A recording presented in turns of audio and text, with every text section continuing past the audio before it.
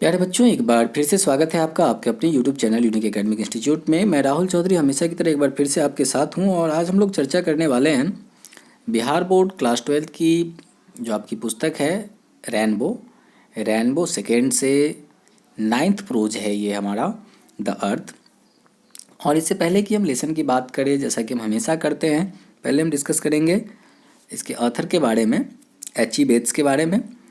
और हम इस चर्चा पे आए इससे पहले अगर आपने अब तक इस चैनल को सब्सक्राइब नहीं किया है तो प्लीज़ सब्सक्राइब कर लें, क्योंकि यहाँ 12 से जुड़े हुए सभी हिंदी और इंग्लिश के वीडियोस आपको मिलने वाले हैं।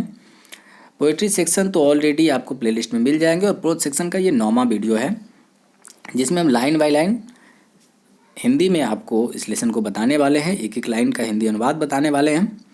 और साथ ही साथ 12 से जुड़े सभी वीडियोज़ आपको यहाँ मिल जाएंगे। तो पहले सब्सक्राइब कर ले चैनल को। चलिए हम शुरुआत करते हैं आज इस लेसन की, जिसका नाम है द अर्थ। ये title the earth H.E. Bets के द्वारा रचित है। H.E. बेट्स की बात करें तो द लव फॉर लाइडिया के लेखक, the darling birds of May, ये इनकी पॉपुलर रचनाएं रही है। Herbert Ernest bets, H.E. Bets का पूरा नाम है हर्बर्ट अर्नेस्ट बेट्स। इनका जन्म हुआ था सन 1905 में 16 मई को, यानी 16 मई 1905, 16 मई 1905 को यूनाइटेड किंगडम में हुआ था इनका जन्म। और इनकी डेथ हुई थी 26 जनवरी 1974 को। सेंट्रल लंदन के नॉर्थम्पटन में इनका जन्म हुआ था।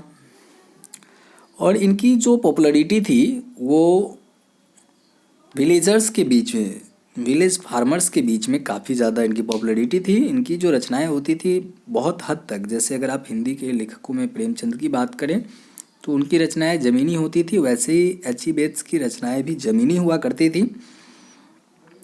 इसके लिए इनको ऑथर ऑफ फार्मर, यानी किसानों का लेखक भी कहा जाता है। शॉर्ट स्टोरीज़ के रूप में इनकी काफ़ी पॉपुलैरिटी है, काफ़ी फेमस रहे हैं ये शॉर्ट स्टोरीज़ के लिए। कुछ समय के लिए इन्होंने पत्रकारिता में भी हाथ आजमाया है, प्रेस के लिए भी इन्होंने काम किया है। और एट द एज ऑफ 21, यानी 21 वर्ष की अवस्था में he wrote his first novel, इन्होंने अपना पहला उपन्यास 21 वर्ष की अवस्था में प्रकाशित करवाई थी। बहुत सारी शॉर्ट स्टोरीज इनकी है, जिसमें fair stood the wind for France जो 1944 में आई थी, द पर्पल प्लेन 1947 में आई थी, द जकरांडा ट्री जो 1949 में आई थी, द स्कारलेट सॉर्ड जो 1951 में आई थी, the darling birds of May जो 1958 में आई थी। The present story the earth has taken from a series of stories for the farmers. ये कहानी जो है वो इंग्लैंड के किसानों पर आधारित है और एक किसानों पर आधारित एक कहानी की श्रृंखला से ली गई है, जो इंग्लैंड के विलेज फार्मर्स यानी देहाती किसानों के ऊपर है। इसमें दो मेन कैरेक्टर है, एक फार्मर है जॉनसन और उसका एक बेटा है बेंजी। और भी सेकेंडरी कैरेक्टर्स हैं, जैसे जॉनसन्स वाइफ और बेंजिन्स वाइफ, लैंड ऑनर। ये कुछ बहुत ही इंटरेस्टिंग स्टोरी है और मुझे ऐसा लगता है कि ये स्टोरी जो है इंडियन फार्मर फैमिली पर भी काफ़ी फिट बैठती है। तो आइए हम प्रयास करते हैं कि एक एक लाइन, एक एक शब्द आप तक इस स्टोरी की रखें। पहले पैराग्राफ से बात करते हैं। All that the Johnsons had was the earth. Johnson के पास जो कुछ भी था वो उसकी ज़मीन थी, यानी जॉनसन के पूंजी की अगर बात की जाए कि उसके पास क्या संपत्ति थी, तो उसकी एकमात्र संपत्ति थी और वो थी ज़मीन। ज़मीन के अलावा जॉनसन के पास टाइटल भी है the earth. Very often it seemed as if it were all they had ever had. अक्सर हाँ, ये मालूम होता था कि जो कुछ भी था उसके पास वो सिर्फ ज़मीन ही थी और शायद वही हमेशा से था भी। यानी कि उसकी संपत्ति में कभी न वृद्धि होते हुए दिखाई दिया और ना ही कमी होते हुए किसी को दिखाई दिया। यानी उसकी एकाधिकार जिस संपत्ति पर थी, जो संपत्ति उसका ही माना जा रहा था, वो ज़मीन ही, एक ज़मीन का छोटा सा टुकड़ा ही था जिसको लेकर के वो अपनी संपत्ति समझ सकता था, मान सकता था। दूसरे पैराग्राफ में आते हैं, it was true that they also had possessions, a plough, a two wheeled cart, tools, a bony brown mare. हालांकि इस बात से इनकार नहीं किया जा सकता, यह भी एक सच था कि उसके पास संपत्ति के रूप में कुछ और चीज़ें भी थी, जैसे एक हल, ए टू व्हील्ड कार्ट यानी एक दोपहिया गाड़ी, टूल्स यानी कुछ उपकरण जो शायद खेती से संबंधित थे, ए बोनी ब्राउन मेयर और एक पतली दुबली सी घोड़ी जिसका रंग भूरा था, which slowly dragged the plowed and the cart about their rough 4 acres plot।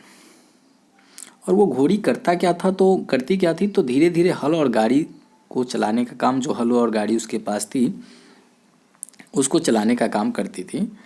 यानी कि उसके पास कुल 4 एकड़ ज़मीन यानी 4 बीघा ज़मीन थी, जिसमें वो गाड़ी से अपने फसलों को ले जाता था, बीज ले जाता था और हल चलाने के लिए भी उस घोड़ी का इस्तेमाल करता था। अब हम थर्ड पैराग्राफ की बात करते हैं। The Johnson son was named Benjy. Johnson का एक बेटा था जिसका नाम बेंजी था।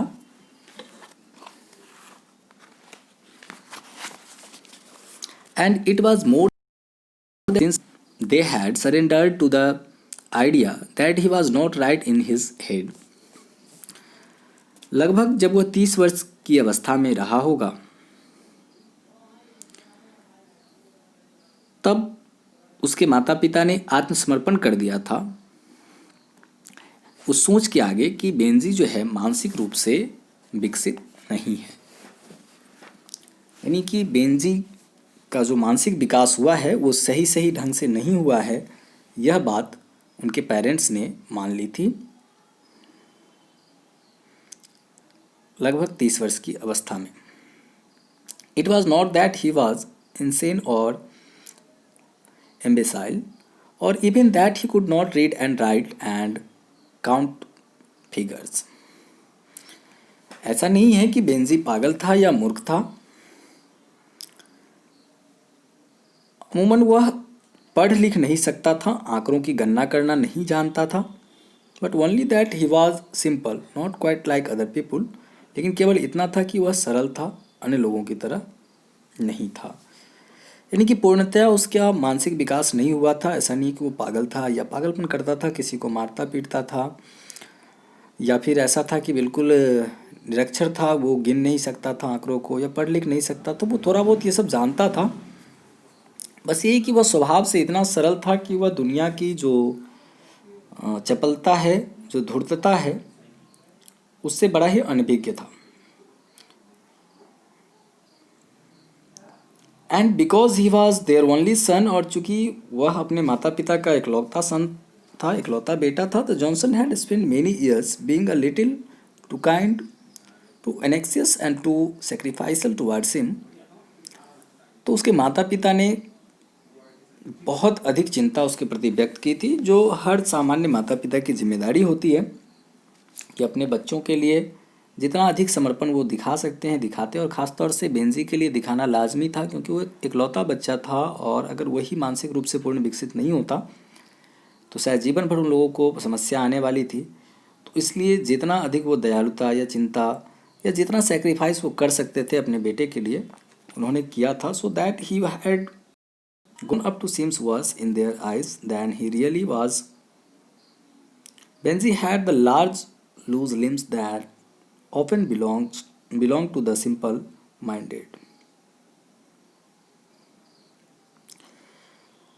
माता पिता की नज़र में ये डर था कि कहीं ऐसा ना हो कि मैं उसके लिए जो कर रहा हूँ वो अपर्याप्त हो और बेंजी बड़ा होकर उन लोगों को अपनी नज़रों में गिरा दे। इतना वो नहीं थे, यानी अपने बच्चों के प्रति काफ़ी समर्पित थे। बेंजी के पास ढीले अंग थे जो अक्सर साधारण दिमाग से संबंधित लोगों के पास होते हैं, यानी कि उसके चेहरे को देख करके आपको ऐसा नहीं लगता कि यह चुस्त दुरुस्त या बहुत ही एक्टिव लड़का है।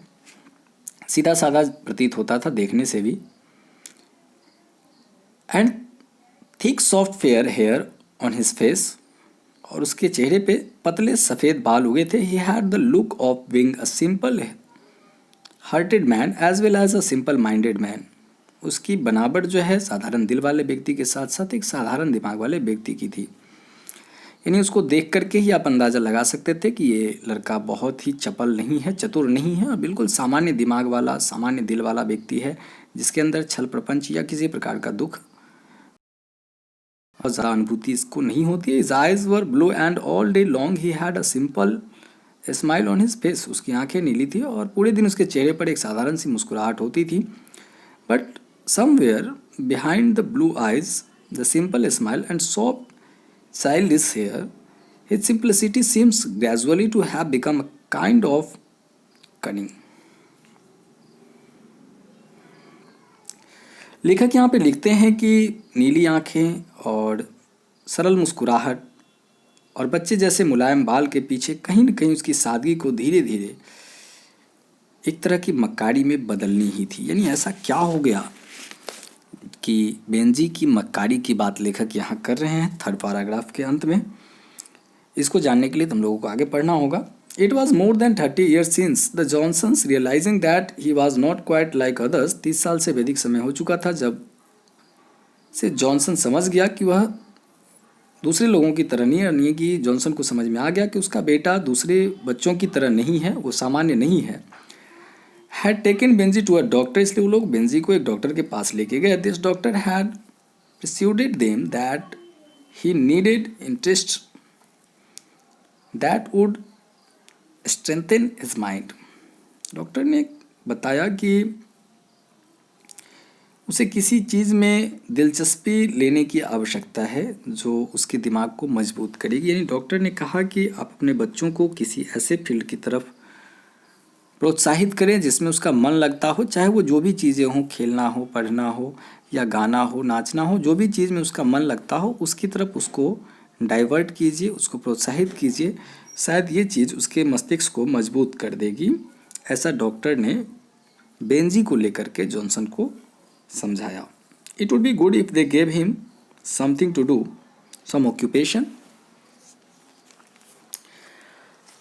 यह बेहतर होता कि बेंजी को कुछ दिया जाता करने के लिए, कुछ व्यवसाय, which would help his development, जो उसके मानसिक विकास में सहायक होता। ऐसा डॉक्टर ने सुझाया कि अगर उसको कुछ व्यवसाय वगैरह करने के लिए दे दिया जाए तो संभव है कि उसका मानसिक विकास जो है तेज़ी के साथ होने लगे और बेंजी का माइंड जल्दी डेवलप हो जाए। It would help a great deal if they gave him a special interest to feed his sense of responsibility. और साथ ही साथ उन लोग डॉक्टर ने बेंजी के माता पिता से यह भी बताया कि उसे अगर उसके शौक़ वाली जिम्मेदारी दी जाए, यानी कि ऐसी जिम्मेदारी दी जाए जिसमें उसको आनंद आता हो, जिस चीज़ को वो जीना पसंद करता हो, ऐसी रिस्पॉन्सिबिलिटी अगर उसको दी जाए तो वो उसकी बहुत मदद करेगा। You are people on the land, doctor ने कहा कि आप गृहस्थ लोग हैं, देहाती लोग हैं। Doctor said let him keep hence, doctor ने कहा कि उसे मुर्गियाँ पालने के लिए आप दे दें ताकि वो मुर्गियाँ पाले। आप देहाती लोग हैं, ज़मीनी लोग हैं, तो अगर आप उसे मुर्गियाँ पालने के लिए दे दें तो शायद ये बेहतर होगा, उसके साथ वो खेलेगा भी और उसका समय भी अच्छा व्यतीत हो जाएगा। 5वें पैराग्राफ की तरफ हम लोग आते हैं। So for many years Benji had kept hence, इसलिए कई सालों तक बेंजी ने मुर्गियाँ पाल रखी थी। And what the earth was to his mother and father, और जो कुछ ज़मीन उसके माता पिता की थी, the hens were to Benjy, और बेंजी की मुर्गियाँ थी। They were almost all he had, लगभग जो कुछ उसके पास थी यही थी। When he had came from school, जब वो स्कूल से आता, cut off by his simplicity from other children, वह अपने सादगी की वजह से अन्य बच्चों से अलग होकर, Benjy went straight home to his hens, Benjy सीधे अपने घर पे पाली हुई मुर्गी के पास जाता। Which he kept in a wire grove, जिसे उसने एक तार के दरबा में रख रखा था। That his father had made at the back of the house, जिसे उसके पिता ने घर के पीछे बना रखा था। एट फर्स्ट ही केप 10 और अ डजन हेंस, शुरुआत में उसने 10 या 1 दर्जन मुर्गियाँ पाल रखी थी। ऑल कलर्स एंड ब्रीड्स, हर रंग और नस्ल की। ब्राउन एंड स्पिकल्ड, बूढ़ा और चितकबरा। एंड ब्लैक एंड वाइट, और काला और सफ़ेद। And the coop was small, और दरबा छोटा था। He paid the hen simply on scraps from the table seeds, cabbages strung from the wire, a little maize, and on corn ears, which he gleaned in the late summer from his father's acre of stubble. थोड़ा मक्का, और वह मुर्गी को मात्र table पर गिरे अन्न के टुकड़े, तार से लटकाए हुए गोभी के बीज, मकई के बाल, जो उन्होंने गर्मियों के अंतिम दिनों में अपने पिता के 1 एकड़ खेत में लगे मकई की ठुट्ठी से चुना था, पर पालता था। यानी बेंजी लगभग जो 10 या 12 मुर्गियाँ बेंजी ने कलेक्ट की थी, उन मुर्गियों को बेंजी खिलाता क्या था, तो उसको गोभी के बीज खिलाता था, मकई के बाल खिलाता था। मकई के दाने उसने चुन करके लाए थे अपने फादर के खेत से, जिसमें फादर ने किया था गर्मी के दिनों में। तो यही सब खिला करके वो मुर्गियाँ पालने लगा, और जब भी उसे खाली समय मिलता, जब भी वो स्कूल से आता, तो वो उन्हीं चीज़ों में उलझा हुआ रहता। इसी के साथ उसका ज़्यादातर समय बीतता था। It is possible that a hen, being a simple creature, thrives best on simple treatment. यह संभव है कि मुर्गी एक साधारण प्राणी होने के नाते साधारण से देखभाल पे बहुत अच्छी तरह पाला पोसा जा सके। Benji understood the first and last thing about a hen। Benji को जो बात मुर्गी के बारे में समझ में आई, पहली और आखिरी, that it exist for the purpose of laying eggs. Benji उसको लेकर एक ही बात समझ पाया कि मुर्गियाँ इसलिए पाली जाती है ताकि ये अंडे देती हैं। In those days this simple process had not become scientific, nor had it become highly complicated and commercialized. उन दिनों ये साधारण सी प्रक्रिया कोई रॉकेट साइंस नहीं थी, न ही ये उतना जटिल और बाजारू बनी थी। यानी कि व्यावसायिक दृष्टिकोण से भी ये बहुत ज़्यादा इम्पोर्टेंट नहीं थी, और ऐसी नहीं थी कि बहुत जल्दी इसमें छलांग लगाया जा सके, बहुत आगे बढ़ा जा सके। एग्स वे चीप, अंडे जो होते थे वो बड़े सस्ते होते थे। Hence mysteriously picked nourishment of the bare earth। मुर्गी रहस्यमय ढंग से खाली जमीन से पोषण चू लेती। They set in a homemade nesting box on straw and laid the eggs expected of them। वे घर पे बने जो बक्सानुमा घोंसले में भूसे पर बैठती थी और अपेक्षित अंडे देती थी। यानी कि नियमित रूप से वो उतने अंडे देती थी जितनी उससे अपेक्षा की जा सकती थी, और वो ज़मीन में से भी अपना दाना चुन लिया करती थी। यानी कि एक सामान्य सा व्यवसाय जो बेंजी कर सकता था, उसमें वो पूरी तरह से अब घुल मिल गया था। हालांकि वो सामान्य सा लड़का था।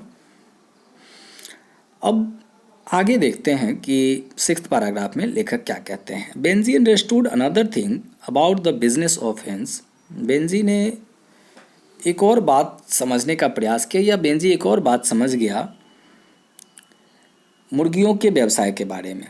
And that was the eggs could be sold to callers at the back door of the house. और वो यह था कि अंडे को घर के पीछे के दरवाजे पर चिल्लाने वाले लोगों को बेचा जा सकता था। In scores and half scores and fivers, 20, 10 और 5 में। And the money from this eggs was put carefully. और इन पैसों को बड़ी सावधानीपूर्वक रखा जाता था। जो बेंजी अंडे बेचकर कमाता था, उनको बड़ी सावधानीपूर्वक रखा जाता था। तो ये बात बेंजी को समझ में आने लगी थी कि इन अंडों को बेचा जा सकता है और उससे कुछ अर्न किया जा सकता है। Almost religiously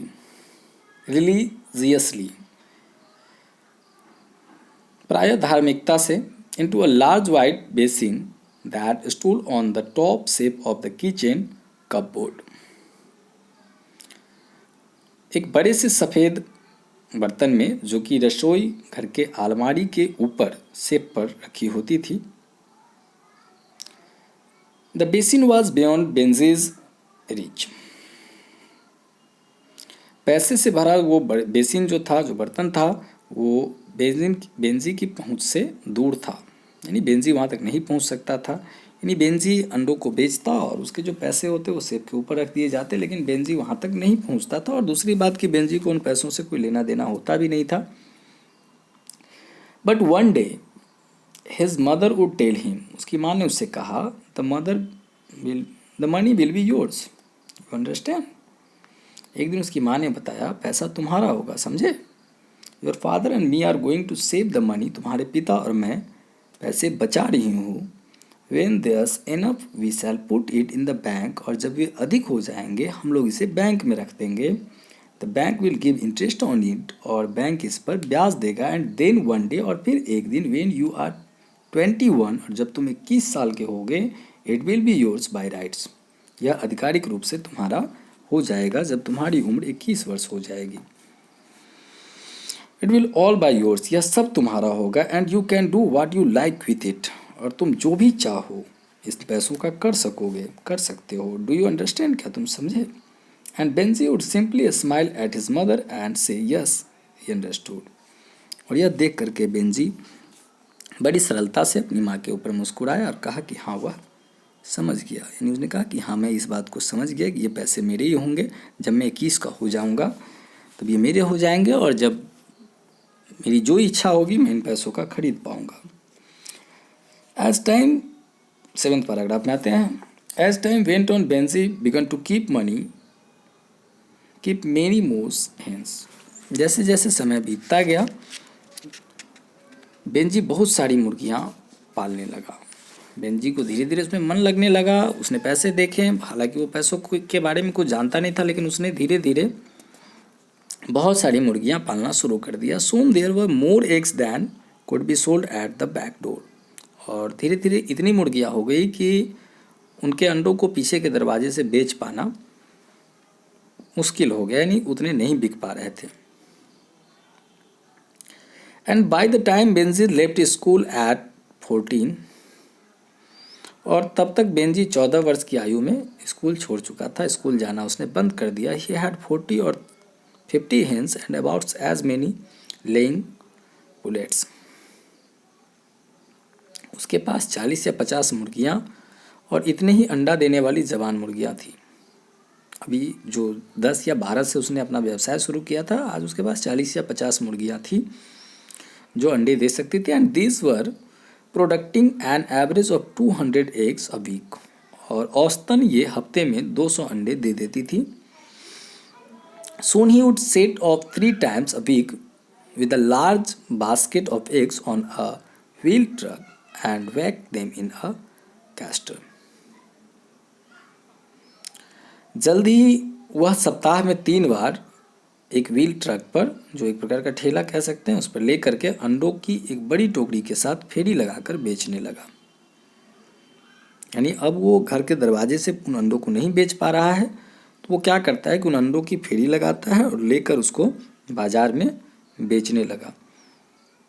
the nearest town, बगल के शहर में। By this time the money no longer went into the basin but stent into the bank. इस समय तक पैसा बेसिन में न जाकर सीधे बैंक में जाता था। यानी अब इतने पैसे आते थे कि उसको बेसिन में रखने की जगह नहीं थी, और अब पैसों को सीधे सीधे बैंक में रखा जाने लगा। बेंजी कुड रीड, बेंजी पढ़ सकता था। एंड अ ईयर और 2 afterwards he read in a paper that it was better to segregate breeds of hens, और उसने 1-2 साल के बाद एक पेपर में पढ़ा कि यह बेहतर था कि मुर्गियों की नस्लों को अलग अलग कर रखा जाए। Keeping white Leghorns separate from Rhode Islands and young from old. यानी कि उसमें लिखा हुआ था कि सफ़ेद देसी जो मुर्गियां हैं उनको बाज़ारों मुर्गियों से और बूढ़ी मुर्गियों को जवान मुर्गियों से अलग रखना ज़्यादा बेहतर होता है। दिस मीन न्यू कूप्स, इसका मतलब था नया दरबा, यानी मुर्गियों को अलग रखने के लिए अब उसे नए घर की ज़रूरत थी, मुर्गियों के लिए नए घर की ज़रूरत थी, new कूप्स। And at the same time, Benzi read that hens needed air and exercise and dry, hygienic place to sleep. और उसने यह भी पढ़ा कि मुर्गियों को हवा और व्यायाम और सोने के लिए सूखी जगहों की ज़रूरत होती है, यानी कि बेहतर इन्वायरमेंट मुर्गियों के लिए ज़्यादा बेहतर होता है। Benzi was very strong and understood a simple thing like nailing wire, netting to wood, and began himself to build new houses and crops for the new segregated breeds of hens.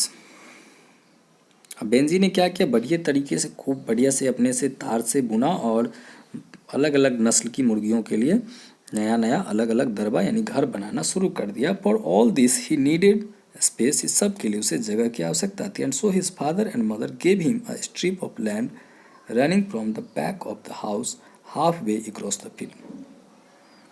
अब इस सब के लिए उसको जगह की ज़रूरत थी, तो उसके माता पिता ने जो ज़मीन के पीछे के हिस्से में से आधी ज़मीन दे दी।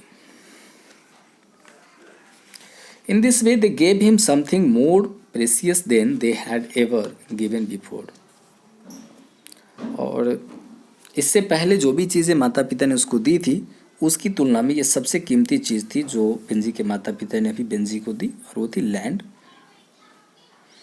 फॉर द फर्स्ट टाइम, पहली बार, विदाउट फुल्ली रियलाइजिंग इट, बिना पूरी तरह से सोचे समझे, they gave him a piece of the earth, उन्होंने उसे पृथ्वी का एक टुकड़ा दे दिया। अब 8वें पैराग्राफ की तरफ हम लोग आते हैं।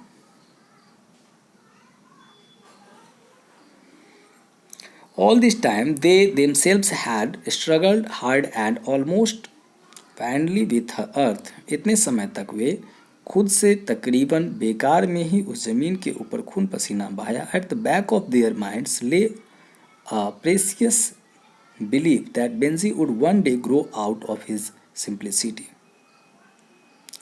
उनके दिमाग के पीछे एक बहुमूल्य धारणा पली थी कि बेंजी एक दिन अपनी सादगी से बाहर निकल आएगा। In the same way they cherished a silent belief that the earth would one day outgrown its poverty. तो दो धारणा उस माता पिता के दिमाग में थी। एक कि बेंजी जो साधारण दिमाग का लड़का है वो एक दिन उसका दिमाग काफ़ी विकसित हो जाएगा, और दूसरा कि ये जो ज़मीन का टुकड़ा है वो एक दिन उनकी गरीबी को दूर कर देगा और उनको अमीर बना देगा। The earth is elted stubbornly of them. जमीन ने उनको कसरत से कमा कर दिया था। And the reasons like Benji was simple, और कारण जैसे बेंजी सरल था। The reasons was not in the earth but in themselves. वजह जमीन में नहीं बल्कि खुद के अंदर थी। For most of their lives they had put rather more value on faith than sweat. अब दूसरी बात यह है कि उस किसान ने मेहनत करने की बजाय किस्मत को ज़्यादा योगदान दिया था अपने जीवन में, इसलिए इस भरोसे के साथ ही वह जीता आया था कि यह ज़मीन ही मेरी किस्मत को बदलने का काम एक दिन करेगी। इसी विश्वास में वो आगे बढ़ता जा रहा था। अब हम लोग 9th पैराग्राफ की तरफ आते हैं। For many years Benjy's father had been a local preacher. कई सालों से बेंजी के पिता ने स्थानीय धर्मोपदेशक रह चुके थे, चूँकि वो धार्मिक प्रवृत्ति के लोग थे। None with quite a gift of talking, और वो एक तपस्विन थे जो बात बनाने में माहिर। He like not only to talk on Sundays to village congregations in a small steel chapels for far out in the countryside.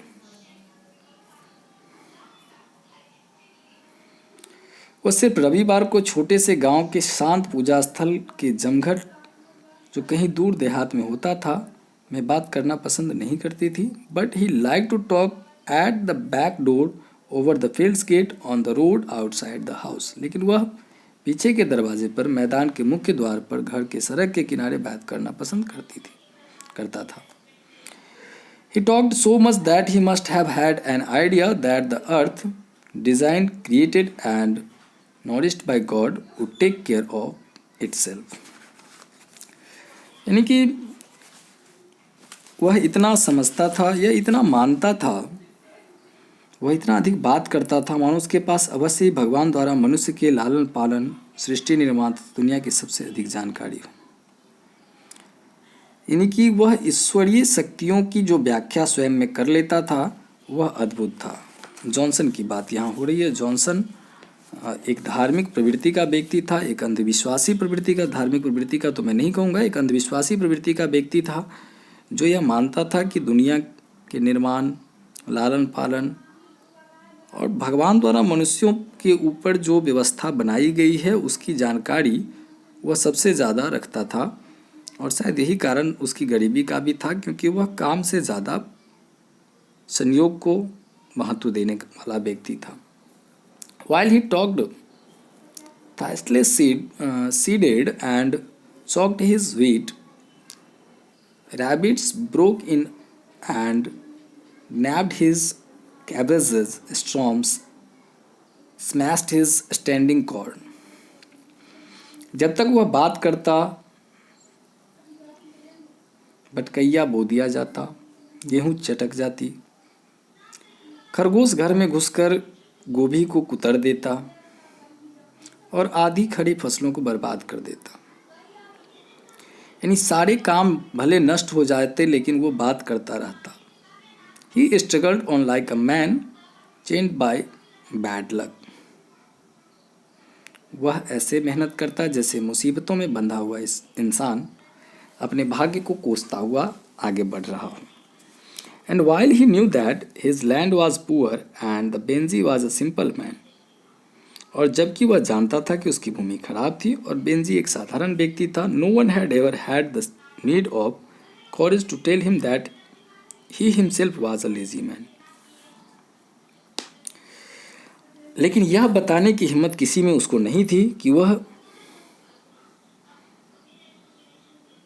खुद एक आलसी आदमी था। With to large trust in Providence, वह बहुत अधिक ईश्वर पे भरोसा रखने वाला था।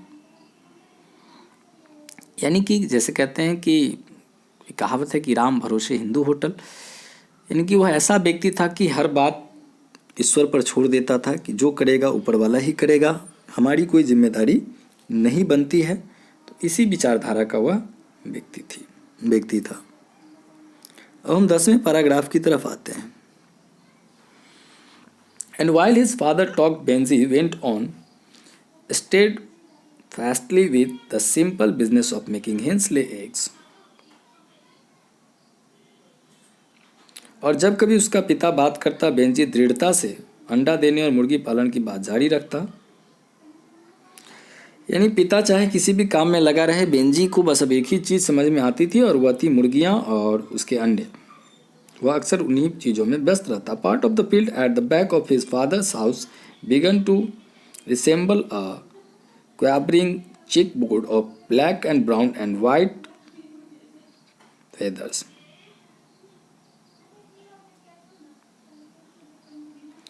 धीरे धीरे क्या हुआ कि उसके जो लैंड का पिछला हिस्सा था अब चेकर बोर्ड की तरह, यानी कि शतरंज के बिसात की तरह चितकबरा दिखने लगा। अब वहाँ इतनी मुर्गियाँ आने लगी कि वो जगह जो है चितकबरा दिखाई देने लगा, शतरंज के बोर्ड की तरह, जो एक काला एक गोरा एक अलग अलग चौकोर खाने की तरह दिखने लगा। For a long time now the eggs had been too many for the wheel truck. अब इतने अंडे हो जाते थे कि जो उसका ठेला था उसको कैरी करने के लिए काफ़ी नहीं था।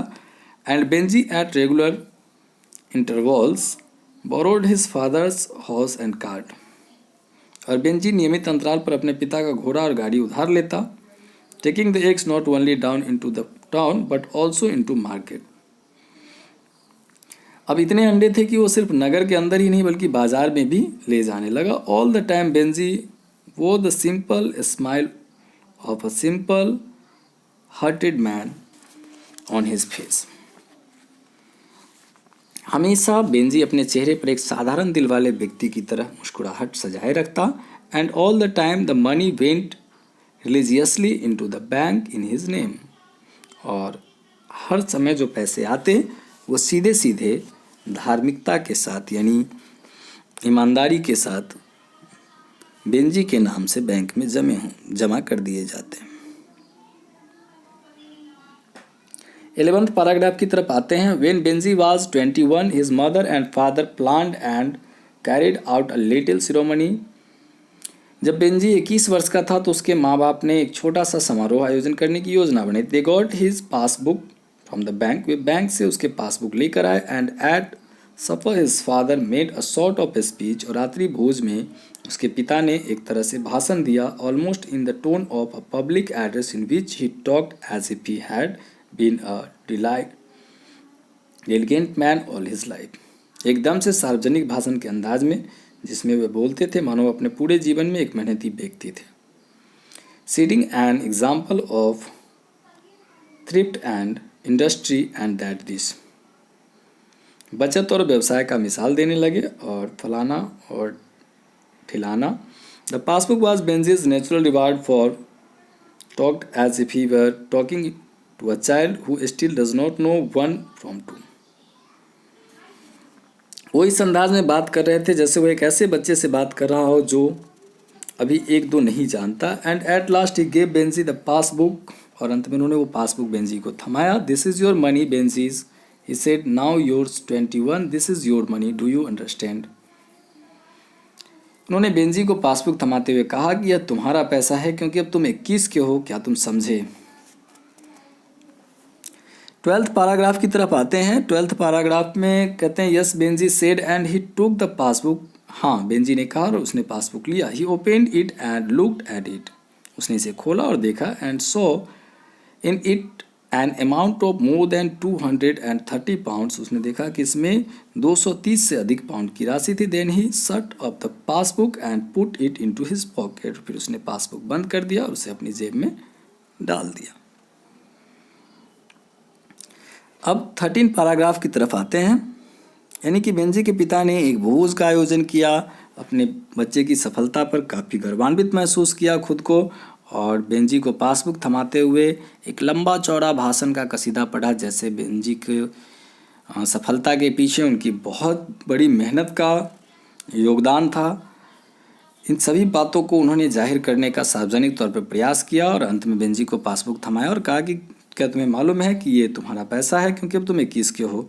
और बेंजी ने कहा कि हाँ, मुझे मालूम है कि ये मेरा पैसा है। और पासबुक लिया, उसमें देखा 230 पाउंड थे और उसने अपनी जेब में बिना किसी परवाह के बेपरवाह अंदाज में रख लिया। Benjy's mother and father did not speak. Benjy के माता और पिता नहीं बोले। A strange tremor of a peculiar emotion went through them, both a mixture of disappointment, fear, pride and pain। वो कुछ बोले तो नहीं लेकिन निराशा, भय, गर्व और दर्द यानी वो सभी इमोशंस जो एक पिता के आत्मा को झकझोर दे, झटका दे दे, वो सभी एक साथ बेंजी के माता पिता के दिल में उतर गई। The amount in Benjy's passbook was more than they themselves had ever amassed from the earth in their lives. Benjy के पासबुक की राशि उसके जीवन भर में ज़मीन से कभी भी संकलित एकत्रित होने वाली राशि की तुलना में अधिक थी। यानी बेंजी ने उतने कम समय में इतनी राशि एकत्रित कर ली थी जितने कि उसके माता पिता पूरे जीवन संघर्ष करके नहीं कमा पाए थे। They did not hope and did not mean that Benjy should give it back to them. उन्हें ऐसी आशा नहीं थी कि बेंजी उन्हें वह राशि वापस देगा या देना चाहिए। But there was something about the silent. लेकिन चुप्पी का कुछ मतलब था। Simple finality of his putting the passbook into his pocket that struck them like a blow in the face. उसका पासबुक जो अपनी जेब में डालने की सरल अंतिम रस्म, जैसे बेंजी ने बगैर कोई प्रतिक्रिया दिए या शुक्रिया अदा किए चुपचाप अपने पॉकेट में जो उस पासबुक को रख लिया, उसने उसके माता पिता को बहुत चोट पहुंचाई। उसे लगा कि they had expected something else, उन लोगों ने कुछ ज़्यादा उम्मीद लगा रखी थी। ए वर्ड ऑफ थैंक्स, धन्यवाद के कुछ शब्द। परहैप्स अ कंसेशन, शायद एक गुंजाइश। A willingness that they should share the money they had help to save, एक इच्छा कि उन लोगों के साथ पैसा का बंटवारा करना चाहिए जो उन लोगों ने बचत करने में मदद किया था। यानी उनको अपेक्षा थी कि बेटा कुछ न कुछ क्रेडिट तो उनको भी देगा ही, शायद धन्यवाद कहेगा या फिर पैसा ही उन लोगों के हैंड ओवर कर देगा, या कहेगा कि इसमें से कुछ आप भी रख लीजिए क्योंकि आपने काफ़ी मदद की है इसको सेव करने में। लेकिन ऐसा कुछ हुआ नहीं। बेंजी ने तो चुपचाप पासबुक अपनी पॉकेट में रख लिया। It hurt them momentarily the Benjy's should appear to so completely indifferent to them and to all they felt.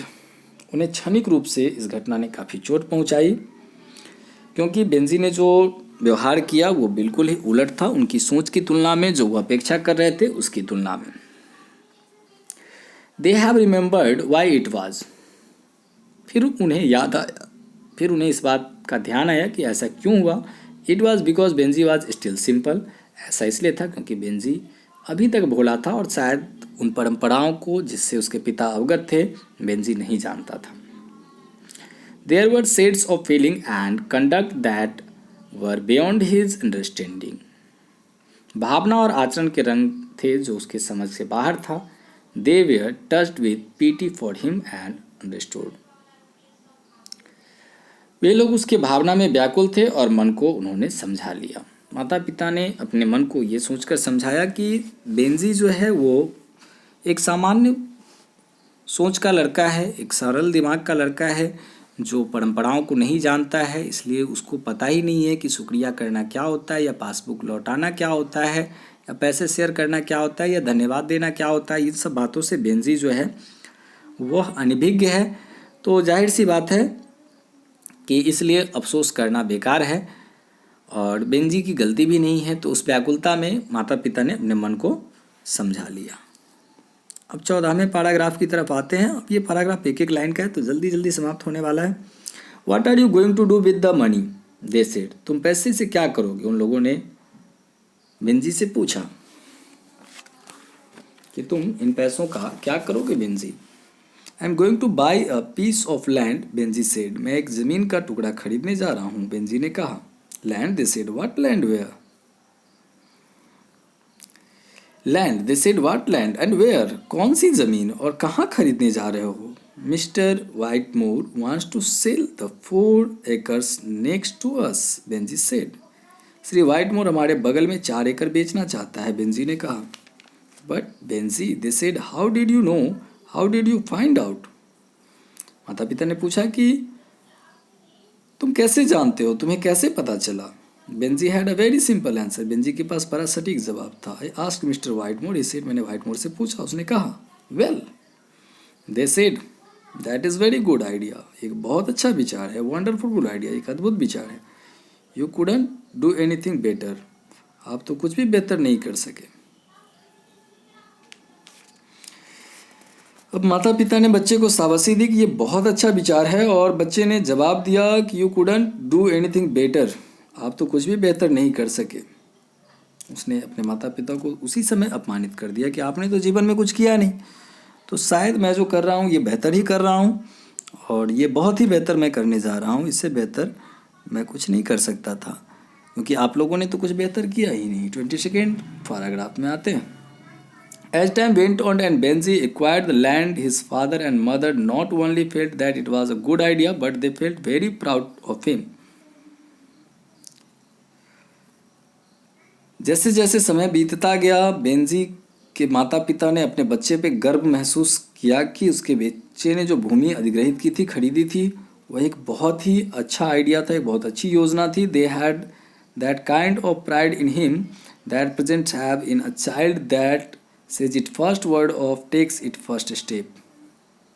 उनके अंदर इस तरह का गर्व हुआ था जैसे एक अभिभावक को अपने बच्चे पर होता है जब कोई बच्चा अपने मुंह से पहला शब्द कहता है या ज़मीन पर जब अपना पहला कदम रखता है, तो उस समय जो अनुभूति माता पिता की होती है, वैसी ही अनुभूति आज बेंजी के माता पिता को वैसा ही गर्व महसूस हो रहा है क्योंकि बेंजी ने एक बहुत बड़ा काम किया था। Benji a simple minded man had taken his first step in normal adult things. Benji एक सरल बुद्धि का व्यक्ति होते हुए उसने जो किया था वो बहुत बड़ी उपलब्धि के रूप में देखा जाना चाहिए। एक वयस्क व्यक्ति के रूप में उसका यह कदम सराहनीय था। इट वॉज वंडरफुल टू, ये करिश्मा भी था, that he had taken this step without help, without force और विदाउट प्रॉम्प्टिंग।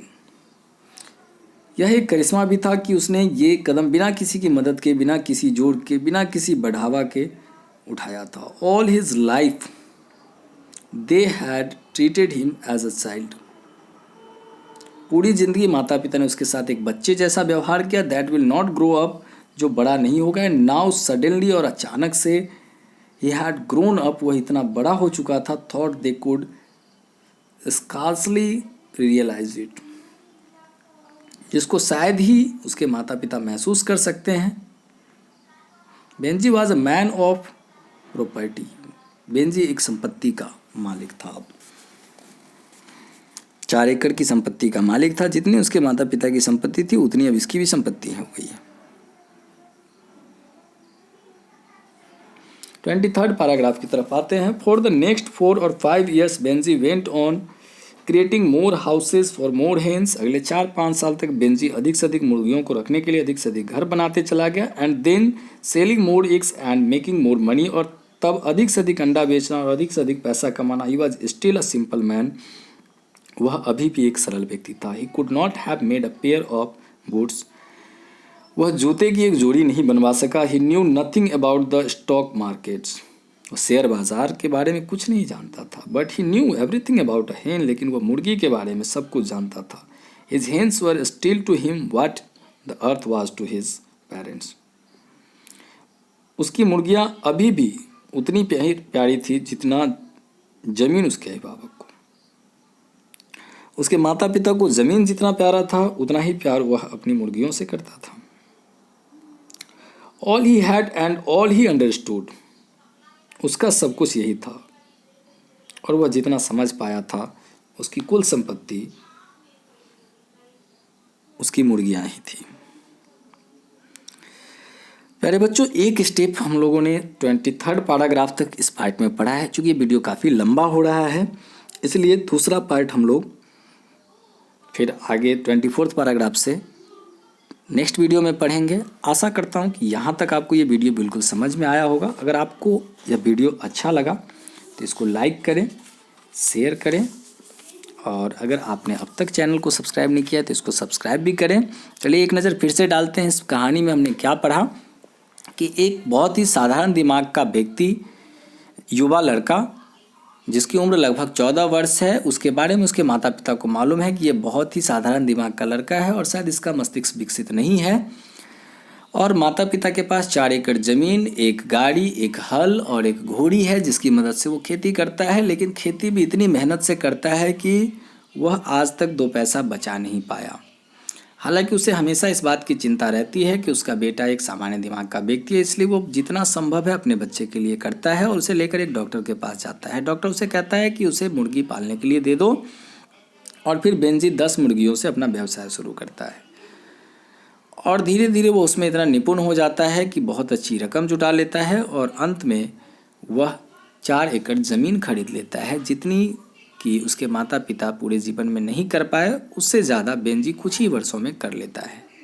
अब आगे हम लोग दूसरे पार्ट में पढ़ेंगे। तब तक के लिए गुड बाय।